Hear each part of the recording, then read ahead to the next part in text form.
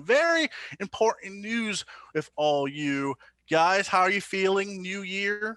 You guys have had a very busy 2020, even busier 2021 coming up. How you guys doing? I'm doing good. It's been pretty crazy start, but pretty excited for everything that's coming up. Yeah, likewise. Doing good, Tyler. Really excited for 2021. All right, so we had you guys come on first before the agent team, the map team, the premium content team for a reason because I've been seeing rumors. I've been hearing the whispers in the ear, the little birdies. I've been on Reddit. I've been on Twitter.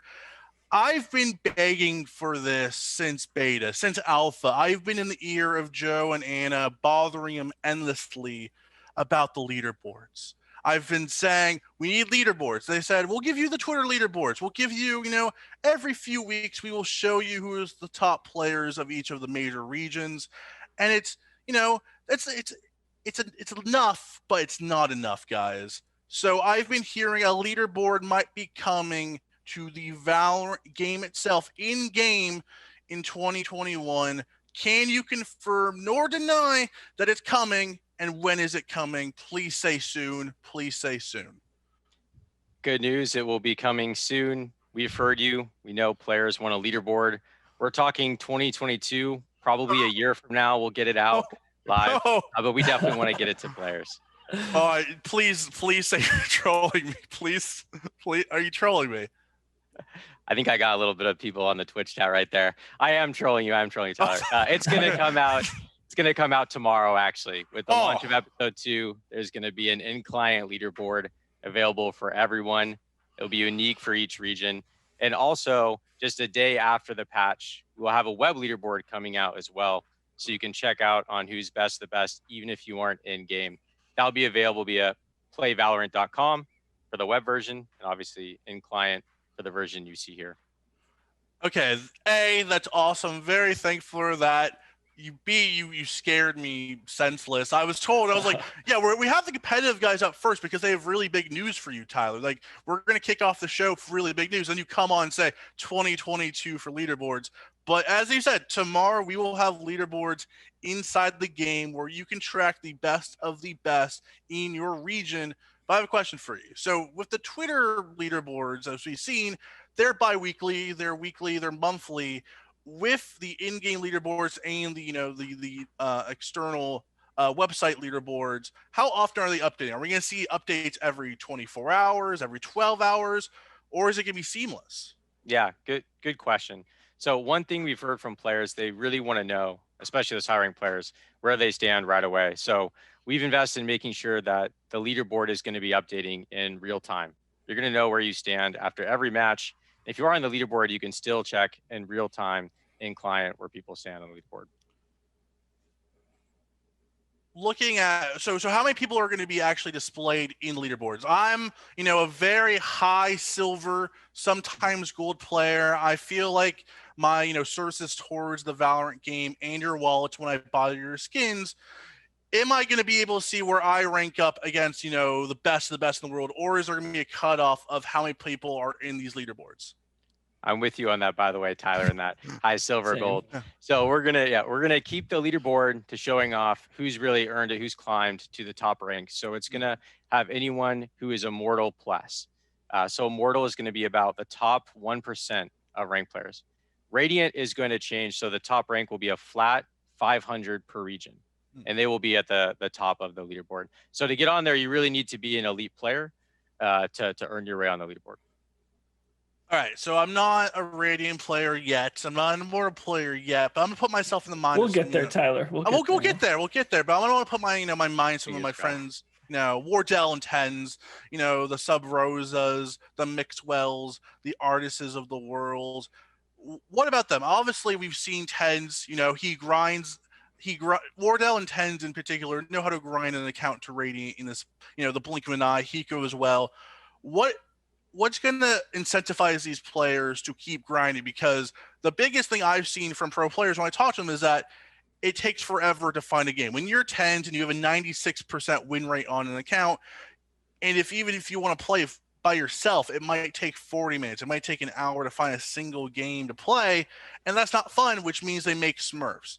is there going to be any changes to, the upper level players when it comes to finding a game and that kind of stress that they have currently?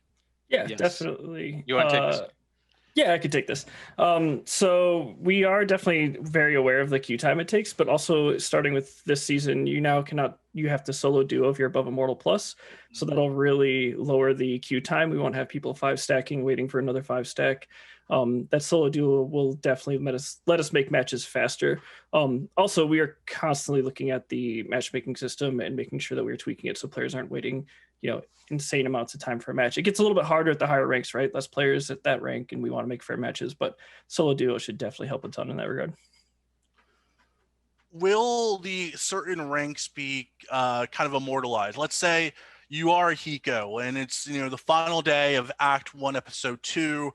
It's in March. There, you have a big event on Twitch. All the top players are streaming. This is kind of what you would, imagine, right? On the last day, you have all the top players on Twitch playing their hearts out, trying to get that number 1 spot. When that number 1 spot is secured by, whomever, will that be carried over in a legacy watch? Will it say, on their badge for forever onward that they were the number 1 player in North America for Act 1, Episode 2?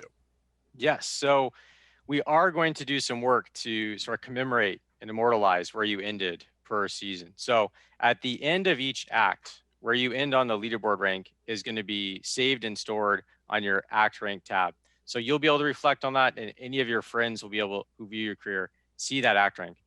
Also, for the next act in particular, it's going to show where you ended on your act rank badge. So you can flex if you ended number 1 on that act through the whole act, and also you'll be able to look back on that at any time throughout your VALORANT career.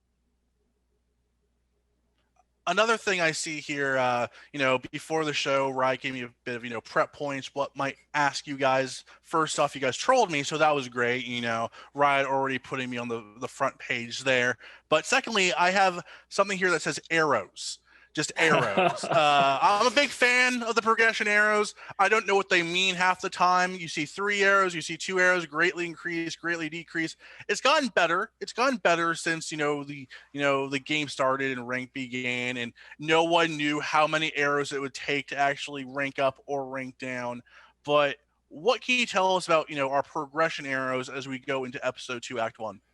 Yeah, so ranked arrows are gone. We don't have them anymore starting tomorrow. Now players, as soon as they place in any given rank, be it, I play my placements and I get placed in silver, silver 2. I will now go from 0 to 100 ranked rating. So every match I play will give me, some amount of 0 to 50 ranked rating, and I will climb. And then when I hit 100, there are no promotions. You just promote into the next tier. And you start at least 10 ranked rating. And then to demote, you have to get to 0 and lose a match at 0. So we're making sure that if I go from silver 2 to silver 3, I'm going to have at least 10 ranked ratings so I can lose, get to 0, and then have another safe unit to lose again. So every time I do promote, I have to lose at least 2 matches to demote. And promoting doesn't have any promos or anything like that. So climb 0 to 100, get promoted when you hit 100, keep going, keep climbing. Yeah, and that's just really quickly adding on to what John said, a couple of goals there. It's really important to us that the rank system is more clear. You know where you stand in your rank at any time. We know the arrows are a little bit of a enigma right now for where you stand. And Definitely. Also, we felt this as players. It can be fairly quick if you have a bad day of games to derank. And so a bunch of those changes are helping prevent that sort of fast fall from your rank for 2021. For sure. Let's just make this clear. It's basically the League of Legends system, but no promo series. Yeah, more or less. It's really similar. I mean, our math and matchmaking is different, right? We look at different things. And when you do finish your placements, one thing to call out too is after you place, you'll always start at 50 ranked rating, right in the middle of a ranked tier. I have a personal question. So 2020. It's been a whirlwind. It's actually crazy that Project A was announced, a little bit over a year ago, and since then we've had a beta, we've had an alpha. The game has now been in the hands of the players for over 7 months. What's the biggest thing you guys have learned through the first year of Valorant? Not even the first year, the first 7 months of Valorant to the fans. Ian, you want to take this? I'll maybe take the second half. Sure, I can start on that. And I want to start off thanking all the fans for all the really good feedback. And one thing I have learned or relearned, because I also worked on league, is you can usually never move fast enough. So there's been a lot of asks from players, just for ranked in particular, for adding in a season structure, helping players get on their preferred server. That was a huge ask. Leaderboard. So I just want to thank players for the feedback, but also know we are listening. We have limited dev resources, but I definitely learned that we need to keep up the pace to give players everything that they want for this game in a short timeline. Definitely, I have to echo what Ian says. We're out there. I believe we have a competitive things coming up, and we're trying to always talk to the community, engage the community. It's super important. I'm newer to Riot and newer to the competitive team, but I've had a great time so far, and I agree that we can't move fast enough, and people always want improvements. But we're listening. We're going to make as many competitive improvements we can. If we have any issues, or any ranked issues or anything like that, we're going to try to pivot and solve them as quickly as possible. And we're super excited for the next year. And we'll be around. We'll be on Reddit. We'll be on Twitter answering questions. So definitely reach out if you ever need any info. All right, so we're touching on the past. Now let's look a little bit into the future. You've wowed us with the leaderboard, but that's only going to give you, a week or two. In video game time, when you do, when you get an A on your paper, it's not going to last forever. Everyone's always going to look for the next thing. So you got leaderboards out of the way, but people are going to be saying, what's next for competitive? How can we make competitive even better rank system? The leaderboards are there, but after that, I'm sure you guys are working on a lot of things on the competitive side. What can you tease us for the rest of 2021 and the rest of the acts in episode 2? I don't know, Ian. What can we say? I'll go with the shorter term, and then John, you can talk a little bit about the longer term. So, along with what we're going to be providing, tomorrow, the new leaderboard, rank system, some quality of life improvements, and also rank rewards. In the next couple of months, we really want to focus on managing and improving how we deal with AFK players, and also more work to combat smurfing. We know those have been pretty vocal asks from players, so you'll see some more changes coming out in the coming months towards those in the short term. Longer term, we're looking at some bigger changes and additions to the rank ecosystem that we're not quite ready to commit to a date. But John, if you want to talk a little bit about directionally what we're thinking about for that. Yeah. So we're definitely looking at ways where you and 4 friends can group up and possibly, play a competitive slice of the game somehow. We really want to push, 5 players grouping up and doing something together.